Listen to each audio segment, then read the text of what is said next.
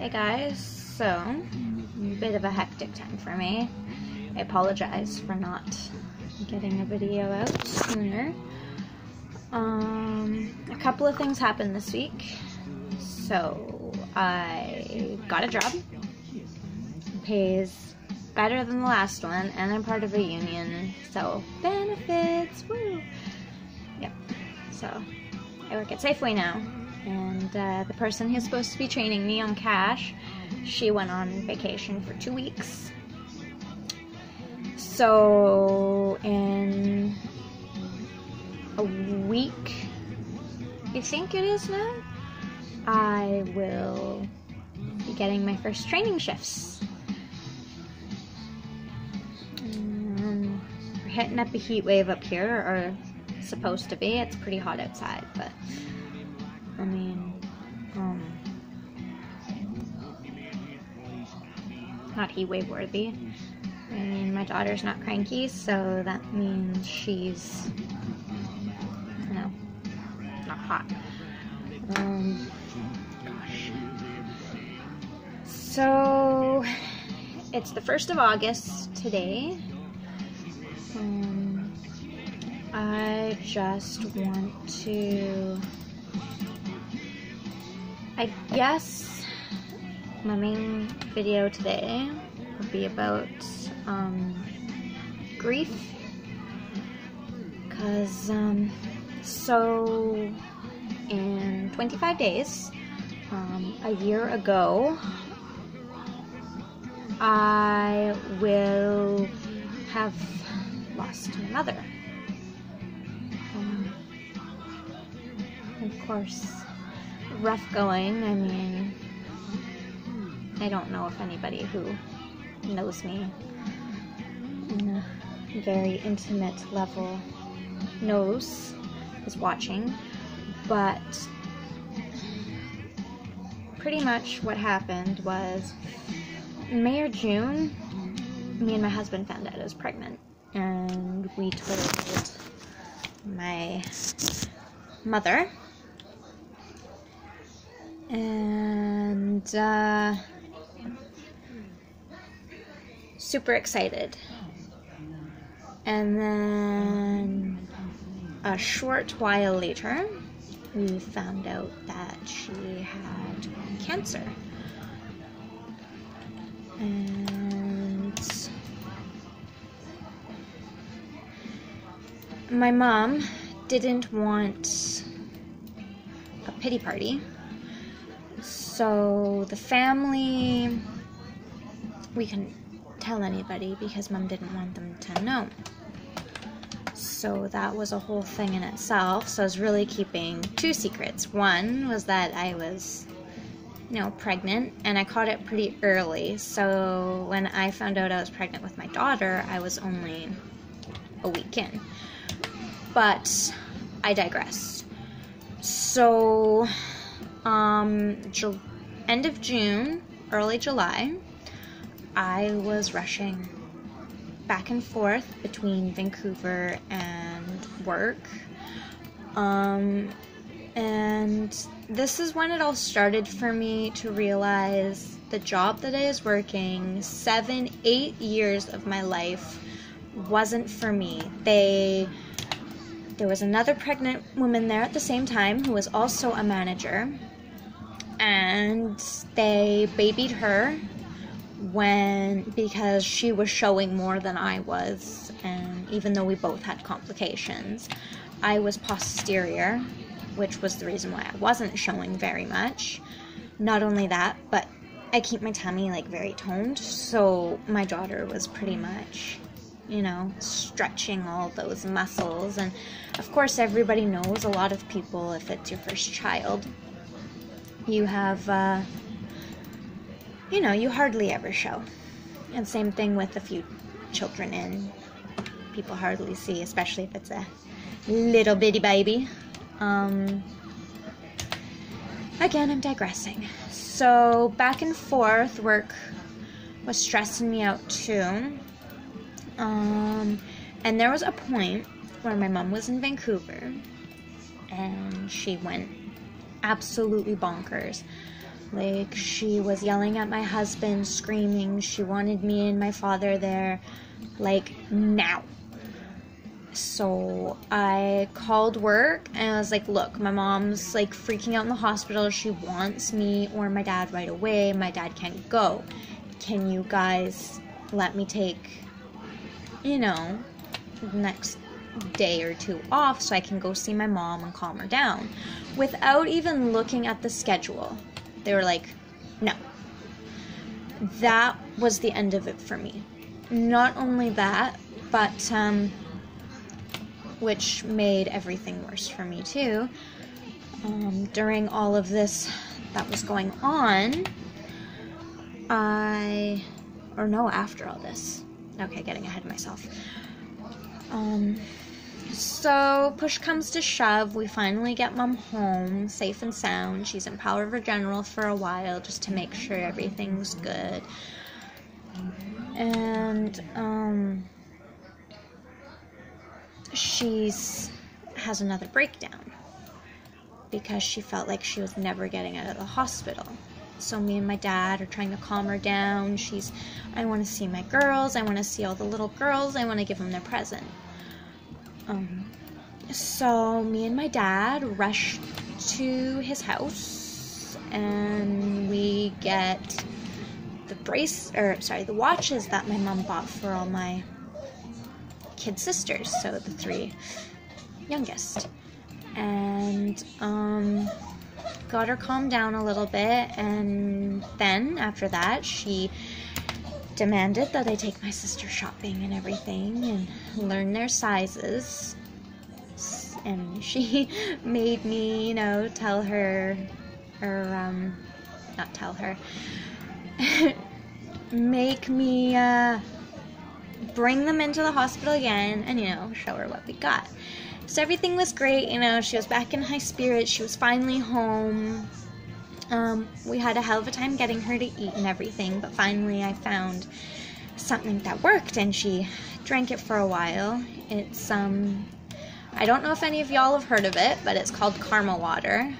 I absolutely loved it. I had to stop drinking it when I got pregnant because there's too much for a body to process for like a fetus. Let's see. And then I remember this day so clearly.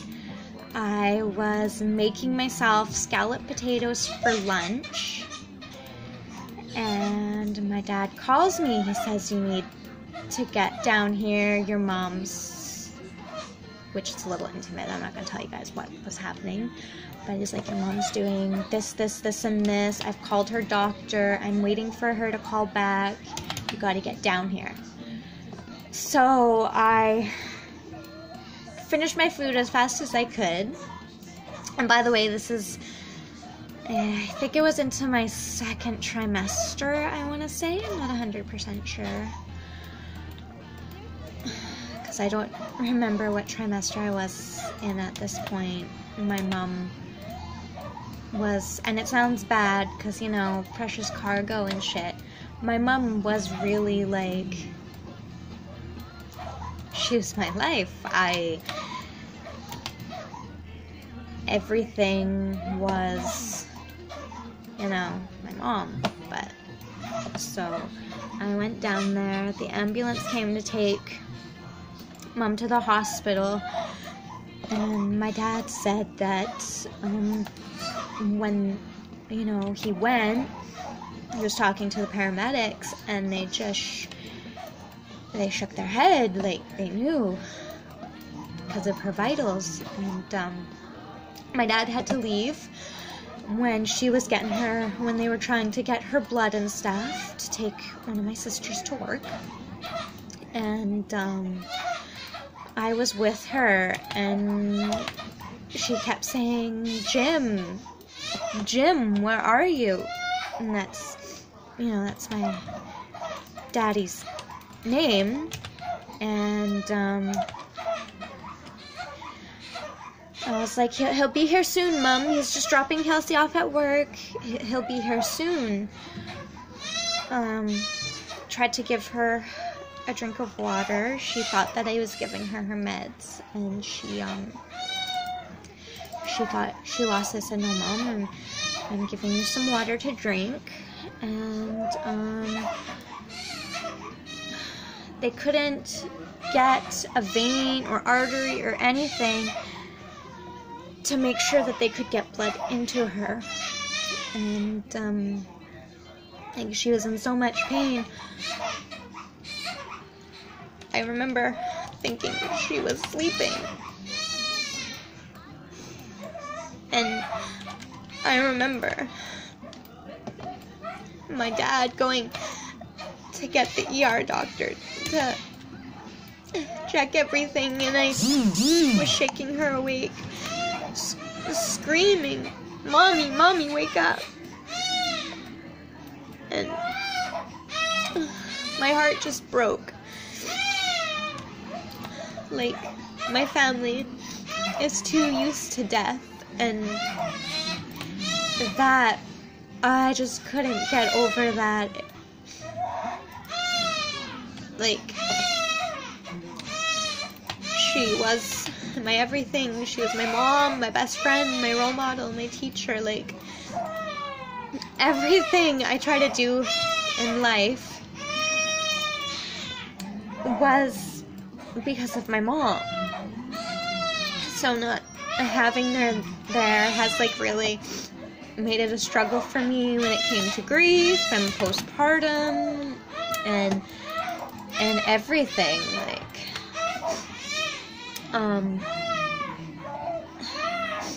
yeah, so I've been dealing with grief since August, and as you can see, it doesn't make it any easier.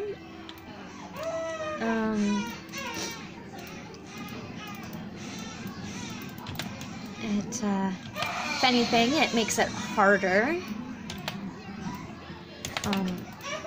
But even with having my child too, and she's crying right now, but I need to calm down first, otherwise it gets worse. But yeah, she just woke up from her little nap. But yeah, sorry I'm crying. It still hits a sore spot for me. And because my mom had it, and I'm so much like my mom, and because, you know, I'm fair-skinned, and it's really paramount that I make sure I get tested and screened and all that fun stuff. Like,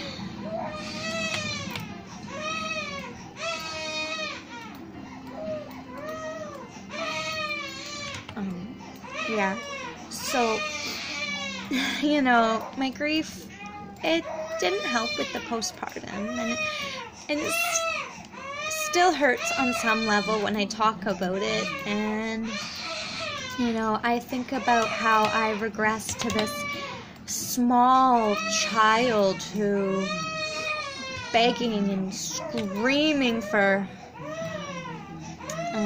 my mother, but that's reality. I mean, you know. And you know what? One sec. Alright, so I'm back, and I got my little goober. She just wanted some mom time. Yeah, so just so you guys know, this is my little bundle of joy right here. She is a little naked, but like I said, it's kind of hot. And you know what? She's cute as a button. She's watching me play my game. It's adorable.